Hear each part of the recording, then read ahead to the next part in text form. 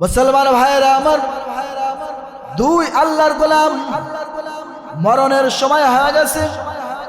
এই দুইজনের ভিতরে একজন হলো আল্লাহর খাঁটি গোলাম মুমিন বান্দা, আর একজন হলো আল্লাহর সাথে শিরিক করেনেওয়ালা বান্দা, হিন্দু বান্দা। দুই বান্দার যখন মরণের সময় হয়ে গেছে, দুই বান্দার ভিতরে দুইটা চাহাত দেখা যায়। এই মুসলমান বান্দা মরণের সময় তৈল খাইতে মন চাইছে, জাইতুনের তেল, জাইতুনের তৈল খাবে এই ইচ্ছা জাগছে। এই তৈলটা তার আলমারির ভিতরেও আছে। মারহাবা বলেন। তৈল খাবে ইচ্ছা করেছে, মরণের আগে একটা আশা করেছে আমি জাইতুনের তৈল খাবো। আলমারির ভিতরে আছে, ফিরে দেওয়ার মতো মানুষ নাই। ওদিকে মুশরিক বান্দা, হিন্দু বান্দাটা ওনার মাছ খাইতে মন চাইছে, এমন একটা মাছ যেই মাছটা কোথাও পাওয়া যায় না, নদীতেও নাই, কোথাও নেই। ওনার সন্তানেরা বিভিন্ন জায়গায় খুঁজতেছে, কোথাও পাওয়া যায় না। আমার বাবা মাছ খাবে কিন্তু মাছ নাই। আল্লাহর কুদরত বোঝা বড় কঠিন। আল্লাহর তাআলা ফেরেশতাকে পাঠাইলেন, জিবরাইল তাড়াতাড়ি যাও, যাও, তাড়াতাড়ি যাও। দুই বান্দা দুইটা ইচ্ছা করেছে। এক বান্দা হলো আমার খাঁটি গোলাম, আর এক বান্দা আমার সাথে মুশরিক করেনেওয়ালা, শিরক করেনেওয়ালা আমার বান্দা। দুই বান্দা দুইটা ইচ্ছা করেছে। আমার যে খাঁটি গোলাম তৈল খাবে, এই তৈলটা তার আলমারির ভিতরে আছে, তাড়াতাড়ি যাও, যাও, ওই তৈল আলমারির থেকে আউট করিয়া দাও, বান্দা যাতে ওই জাইতুনের তৈল না পায়। যাও তাড়াতাড়ি যাও, যাও তাড়াতাড়ি যাও।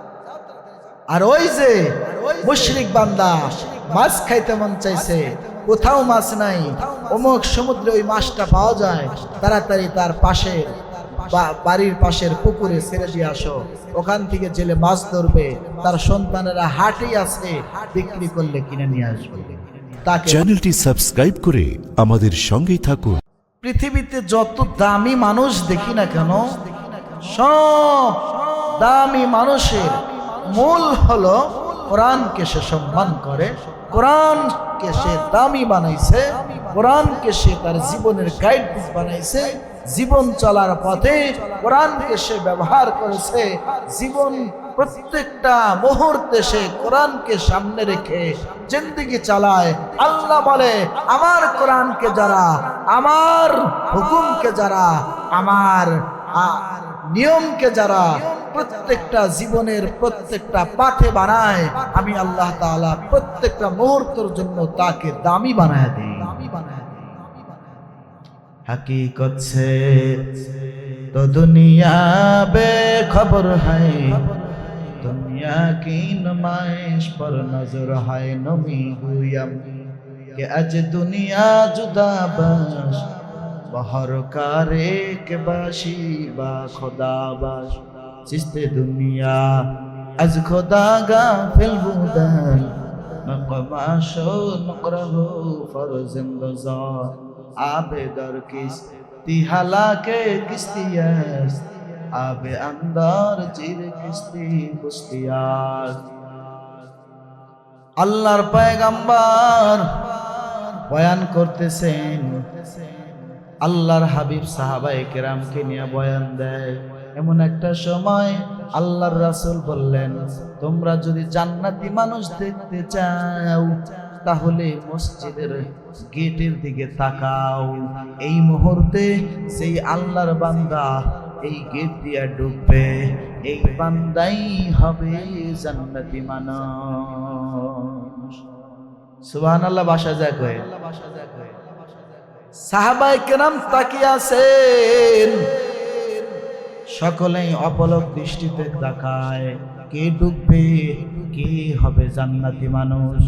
সাহাবায়ে কেরাম তাকা আছেন কে ঢুকবে, এই মুহূর্তে তার কপাল খুলে যাবে, সে জান্নাতি হয়ে যাবে। হঠাৎ করে এক আল্লাহর গোলাম এই মাত্র সবে মাত্র ওযু বানাইয়া আল্লাহর গোলাম বাম হাতে জুতাটা রাখিয়া গালে থেকে মুখে থেকে আল্লাহর বান্দার ওযুর পানিগুলো টপ টপ টপ টপ করে পড়তেছে। এমত অবস্থায় মসজিদের ভিতরে ঢুকতেছেন। সাহাবায়ে কেরাম তো তাকিয়ে আছেন, কি ব্যাপার, এত সুসংবাদ আল্লাহর হাবিব শোনাইলেন, জান্নাতি মানুষ। এত দেখি এমন একটা সাহাবী যার নাম হলো আবি ওয়াক্কাস রাদিয়াল্লাহু তাআলা আনহু, জান্নাতের টিকিট প্রাপ্ত, জান্নাতের টিকিট প্রাপ্ত 10 জন সাহাবীর ভিতরে আবু ওয়াক্কাস রাদিয়াল্লাহু তাআলা আনহু হলেন একজন। মারহাবা বলেন। মুসলমান ভাইরা আমার, সাহাবায়ে কেরাম তাকিয়ে দেখতেছেন, আমাদের সামনে এসে আমাদের মজমায় মিশে গেল, বসে গেল। আলোচনা শেষ হয়ে গেছে। আলোচনা শেষ হওয়ার পরে যার যার বাসায় চলে যায়। ওমর রাদিয়াল্লাহু তাআলা আনহু বলেন, আমার মনে কৌতূহল সৃষ্টি হলো, আল্লাহর হাবিব যে এই সাহাবীকে যে জান্নাতি ঘোষণা করলেন, কেন করলেন? তার বিশেষ কোনো আমল আছে নাকি? আমল আছে নাকি সেই আমলের কারণে আল্লাহর পয়গম্বর তাকে জান্নাতি উপাধি দিয়ে দিল। ওমর রাদিয়াল্লাহু তাআলা আনহু রওনা দিয়েছেন, ও ভাই, আমি তোমার সাথে 3টা দিন মেহমান হইতে চাই, তোমার বাসায় আমি 3টা দিন মেহমান হব।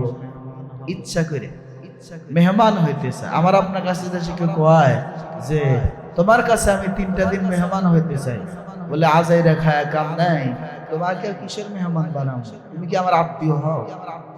সাহাবায়ে কেরামের আদর্শ হলো, বলে ঠিক আছে, সমস্যা নাই, আমার সাথে আমার বাড়িতে 3 দিন মেহমান তোমাকে আমি কবুল করলাম।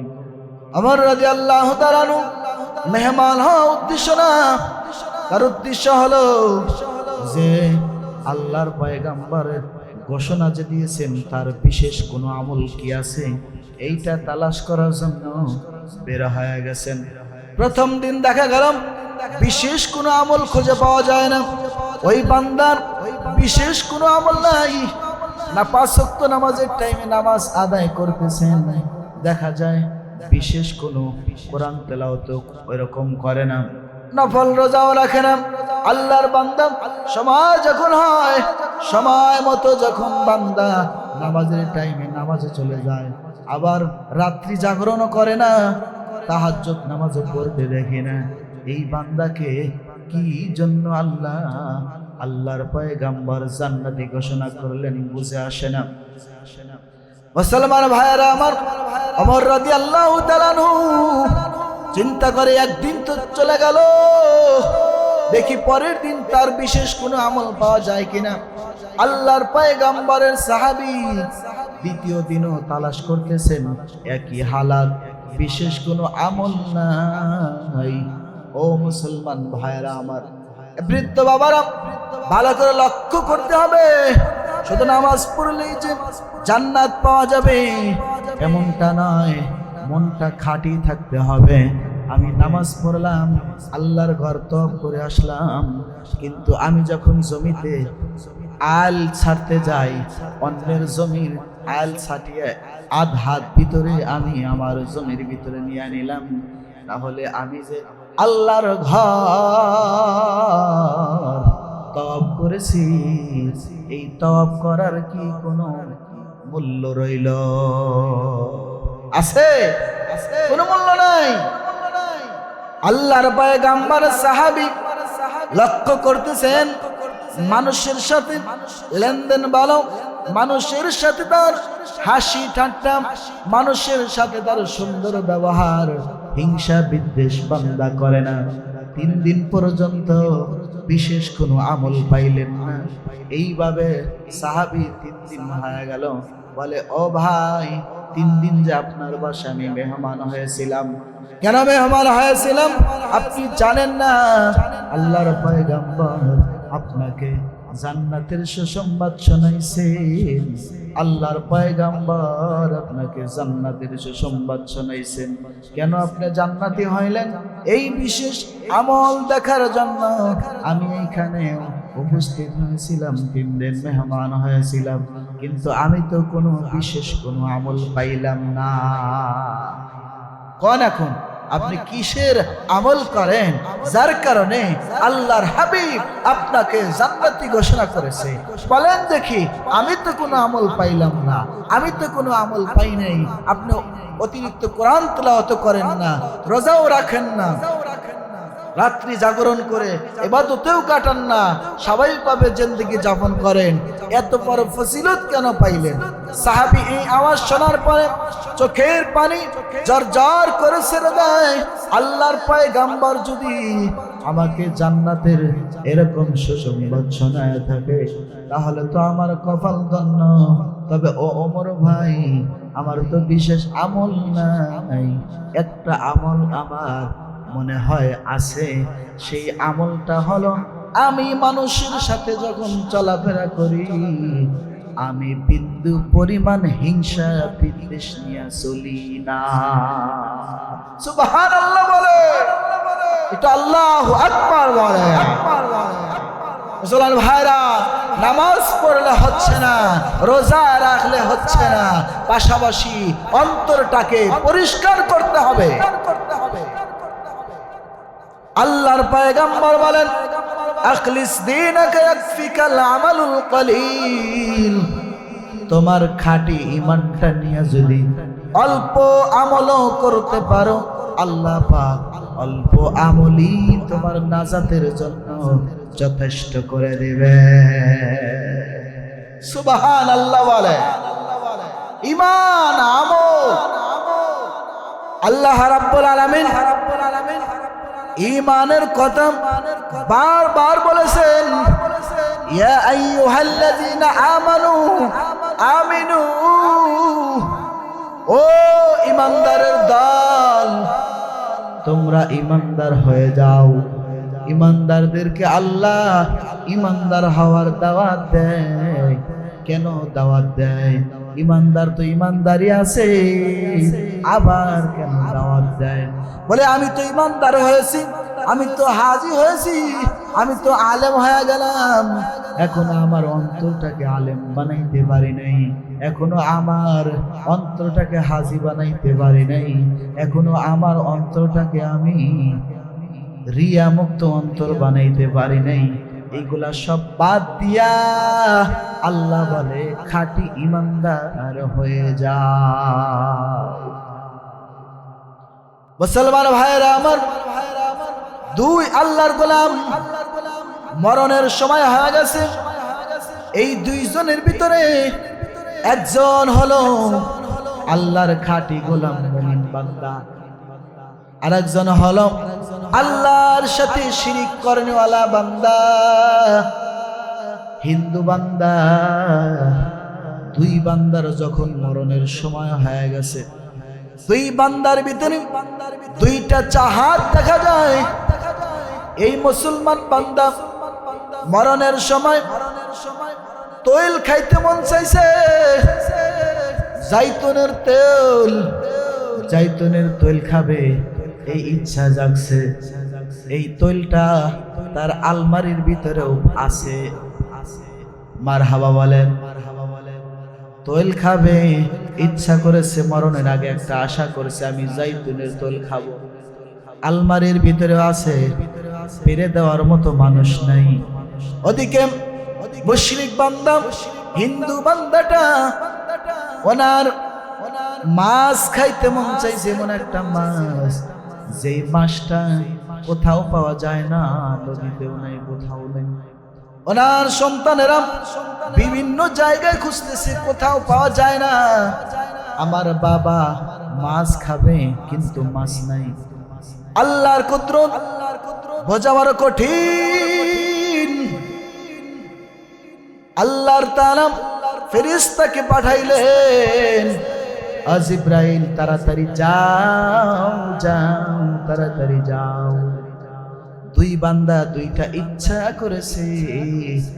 এক বান্দা হলো আমার খাঁটি গোলাম, আর এক বান্দা আমার সাথে মুশরিক করে নেওয়ালা, শিরক করে নেওয়ালা আমার বান্দা। দুই বান্দা দুইটা ইচ্ছা করেছে। আমার যেই খাঁটি গোলাম তৈল খাবে, এই তৈলটা তার আলমারির ভিতরে আছে, তাড়াতাড়ি যাও যাও ওই তৈল আলমারির থেকে আউট করিয়া দাও, বান্দা যাতে ওই জাইতুনের তৈল না পায়।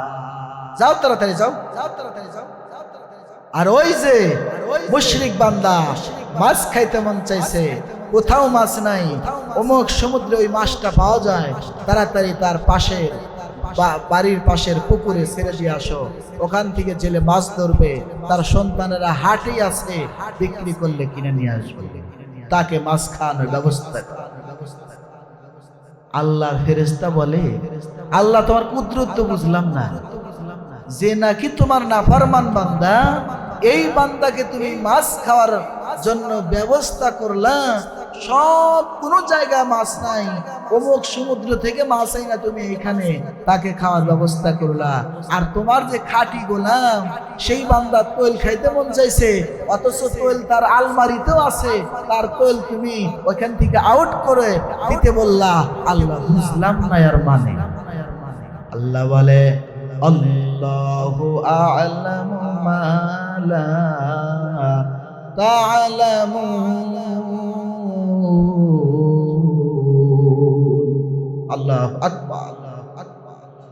মুসলমান ভাইরা আমার, এইভাবে যখন আল্লাহর ফেরেশতা আল্লাহর দেওয়া কুদরত বুঝতে পারলেন না, কারণ কুদরত বোঝার মতো মাপকাঠি আল্লাহ আমাদের দেয় নাই। কাদের রক্তদারি বড় কামাল, আনতা রাব্বি আনতা হাসবি জুল জালাল, তুহি কদের জলিলুল্লাহ জাহাদার, বহর হালে তুহি মেরা নিগাদার। ফেরেশতা তুম আল্লাহর অর্ডার মতো চলে, একটা মুহূর্ত তার আল্লাহর হুকুমের অমান্য করে না। আমরা মানুষ হয়ে আল্লাহর হুকুম মানতে চাই না, যুক্তি দেওয়া যাবে না। ফেরেশতা অতি দ্রুত রওনা হয়ে গেছে। ওই যে মুমিন বান্দা আলমারি থেকে তেলটা আউট করে দিয়েছে, এরপর মুসলমান ভাইরা আমার, ওই কাফের বান্দা আল্লাহর বান্দা সমুদ্র থেকে সেই ফেরেশতা মাছটা এনে তার বাড়ির পুকুরে, পাশেই পুকুরে ছেড়ে দিয়েছে। ছেড়ে দেওয়ার পর জেলেরা যখন মাছ বিক্রি করতে গেছে, যা দেখে ওই নাফরমান বান্দার ছেলেরাই বাজারে বসে আছে। মাছ দেখার সাথে সাথে তার সন্তানেরা ক্রয় করে নিয়ে যায়, বাবাকে খাওয়াইলেন, জনমের খাওয়াইয়া দিলে। বাবা শেষ মুহূর্তে ইচ্ছা করেছে, আল্লাহর ফেরেশতা দুইজনের দুইটা কাজ করে রওনা হয়ে গেছে। এখন আল্লাহকে বলে, দয়ার মালিক আল্লাহ,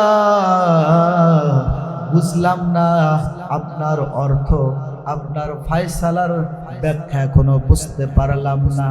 আল্লাহ বলে, আমার ফায়সালা যদি তুমি বুঝতে চাও তাহলে ভালো করে শুনে নাও। ওই যে আমার মুমিন বান্দাকে আমি তৈল খাইতে দিলাম না, এটা এমনিই দেই নাই। আমার মুমিন বান্দা সারা জীবন আমার গোলামি করেছে, সারাটা জীবন আমার গোলামি করেছে, দাসত্ব করেছে। তার জিন্দেগিতে একটা ভুল আমার দরবারে আছে, যেই ভুলটা উল্লেখযোগ্য ভুল, ওই ভুলটা আমি এখন পর্যন্ত বান্দাকে মাফ করি নাই। আমি বান্দাকে ওই ভুল মাফ করি নাই, তার মরণ হয়ে যাবে। এমন সময় যদি ওই ভুলটা যদি মাফ না হয়, তাহলে চিন্তা করেন, আল্লাহ বলে যে তাকে মরার পরে আযাব দিতে হবে। আবার খাঁটি গোলাম যে হবে, আমি তাকে মরণের পরে কোনো আযাব দেব না। সুবহানাল্লাহ বলে। এই জন্য আমি তার ওই তেল খাকে নিষেধ করছি। এই তেল না পাওয়ার কারণে তার একটু কষ্ট হয়েছে, এই কষ্টের বিনিময়ে আমি আল্লাহ রাব্বুল আলামিন আমি ওই বান্দার ওই ভুলটাকে আমি আল্লাহ মাফ করে দিয়েছি। এখন আর বান্দার কোনো ভুল নাই। আল্লাহ তাআলার দরবারে এখন আমার দরবারে আসবে, বান্দাকে আমি স্বাগতম জানাইয়া কবর থেকে জান্নাতের ফয়সালা করে দিব। সুবহানাল্লাহ। আই বেরাদার দূরে বাসাজ ইয়ারে বদ বদ তরবুয়াদ আজ মারে বদ তর হাতরা বারু সাজনা ইয়ারে বদা জানি মানদ জানাত। আল্লাহর ফেরেশতা বলে, বুঝতে পারলাম আপনার যে মুমিন বান্দা, একে যে আপনি তৈল খাইতে দিলেন না এটার মানে বুঝলাম, ঠিক আছে, কিন্তু ওই যে কাফের বান্দাকে যে আপনি মাছ খাইতে দিলেন, ওটা তো আপনার নাফরমান বান্দা, সারা জীবন নাফরমানি করেছে। আল্লাহ বলে, ও ফেরেশতা কেন জানো, আমি আল্লাহ তাকে মাছ খিলাইলাম। ওই বান্দা তো সারাটা জীবন আমার সাথে নাফরমানি করেছে, কিন্তু তার জীবনে একটা ভালো কাজ আমার দরবারে আছে, যেই ভালো কাজের বিনিময়ে আমি আল্লাহ রাব্বুল আলামিন এই প্রতিদানটা তার আখিরাতের ময়দানে দিতে হবে। আমি আল্লাহ চাই না কোনো বেঈমানের প্রতিদান আমি মৃত্যুর পরে দেব, কারণ সারাটা জীবন আমার নাফরমানি করেছে। আমি আল্লাহ মরণের পরে তার কোনো প্রতিদান আর দেব না। একটা ভালো কাজ করছি, ভালো কাজের প্রতিদানটা আমি এখনো তাকে দুনিয়ায় দেই নাই। এই যে মরণের আগে একটা মাছ খাইতে মন চাইছে, এই মাছটা আমি আল্লাহ তাআলা খাওয়াইয়া ওই ভালো কাজের প্রতিদান আমি দিয়া দিলাম। মরণের পরে তার কোনো প্রতিদান আমি দেব না। নাউযুবিল্লাহ। মুসলমান ভাইরা আমার, এজন্য দুনিয়ায় যদি ভালো কাজ করি ফলাফল পাওয়া যাবে। মুমিনেরা দুনিয়ার সব ভালো কাজের ফলাফল দুনিয়ায় পায় না। আল্লাহ রাব্বুল আলামিন বলে, বান্দারে আখিরাতের ময়দানে তোমাদের আমার ফলাফলের বেশি প্রয়োজন হবে। আমি আল্লাহর দরবারে তোমরা দুনিয়ায় এত চাইও না। কাফের মুশরিকদেরকে আমি আল্লাহ দে, এইটা দেখে হিংসাও করিও না। কাফের মুশরিকদেরকে যদি আমি আল্লাহ, এদেরকে যদি আমি তাদের গেলাসটা স্বর্ণের বানায়া দেই, তাদের টয়লেটের বাথরুমটাও যদি আমি স্বর্ণ দিয়া বানায়া দেই, এর পরেও তাদের দুনিয়ায় কোনো পাওয়া হবে না। আদ-দুনিয়া সিজনুল মুমিন ওয়া জান্নাতুল কাফির। এই দুনিয়াটা মুমিনদের জন্য জেলখানার মতো। মনে করা যাবে না আল্লাহ পাক আমাকে কষ্ট দেয়, না না, আল্লাহ পাক আমাকে পরীক্ষা করার জন্য দুনিয়ায় প্রেরণ করেছে। কথা বলেন ঠিক কিনা? সুস্থতা দিয়েছে, এটাও পরীক্ষা। আল্লাহ তাআলা সৌন্দর্য দিয়েছে, এটাও পরীক্ষা। আল্লাহ রাব্বুল আলামিন আমাকে ধনী বানাইছেন, এটাও হলো পরীক্ষা। আল্লাহ পাক আমাকে গরিব বানাইছেন, এটাও পরীক্ষা। আল্লাহ পাক আমাকে ডাক্তার বানাইছেন, এটাও পরীক্ষা। আল্লাহ পাক আমাকে রোগী বানাইছেন, এটাও পরীক্ষা। আল্লাহ পাক আমাকে সম্পদ দিয়েছেন, এটাও পরীক্ষার মুমিন। আল্লাহ পাক আমাকে সম্পদ দেয় নাই, এটাও পরীক্ষা। আল্লাহ বলে, মুমিন রে, আমি আল্লাহ সুস্থতা দিয়েও পরীক্ষা করব, আমি আল্লাহ অসুস্থতা দিয়েও তোমাকে পরীক্ষা করব। তুমি দেখি আমার নাশুকরিয়া বান্দা হও কিনা, অসুস্থতা পাইলে তুমি আমার নাফরমানিতে লিপ্ত হও কিনা, এইটা দেখার জন্য আমি আল্লাহ তাআলা দুনিয়ায় তোমাকে পাঠাইলাম। এই পরীক্ষার হলে পাশ করলেই বান্দা তোমাদের আজীবন যেই সুখ শুরু হবে, ওই সুখের কোনো শেষ সীমানা না। সুবহানাল্লাহ কোন? পৃথিবীতে সব চাইতে কষ্টে আছে এমন মানুষকে যদি আল্লাহ তাআলা একবার যদি ওই জান্নাতের ময়দানে আল্লাহ পাক একবার নেয় আর বের করে, জিজ্ঞাসা যদি করা হয়, ও ভাই আপনি তো জান্নাতে গিয়েছিলেন, পৃথিবীতে কেমন কষ্ট করেছেন একটু বর্ণনা দেন। আল্লাহর বান্দা বলবে, আমি যে পৃথিবীতে কষ্ট করেছি, এই কষ্টটা একবার জান্নাতে আমি একবার যাওয়ার কারণে সমস্ত কষ্ট আমি মুহূর্তের মধ্যে ভুলে গেছি। একটু চিল্লায়া বলা যাবে কি আল্লাহু আকবার? এর মানে পৃথিবীতে কষ্ট কোনো কষ্ট না, পৃথিবীতে সুখ কোনো সুখ না, আসল সুখ আল্লাহ পাক জান্নাতে রেখে দিয়েছে। এই যে কোরআনের পাখিরা, আজকে তো কপাল তাদের ভালো যাদের সন্তানেরা কোরআনুল কারীম হাতে নিয়েছেন। অনেক সময় মাদ্রাসায় দেখা যায় মাদ্রাসার ছাত্রদেরকে কোরআনুল কারীম হিফজ করার কারণে মাথায় পাগড়ি উঠায় দেওয়া হয়, মা বাবাদেরকে পাগড়ি দেওয়া হয় না।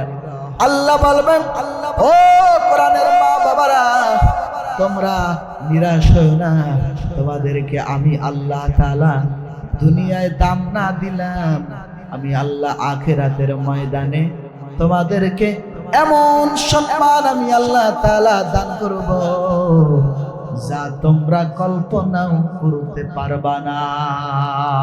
সুবহানাল্লাহ বলে।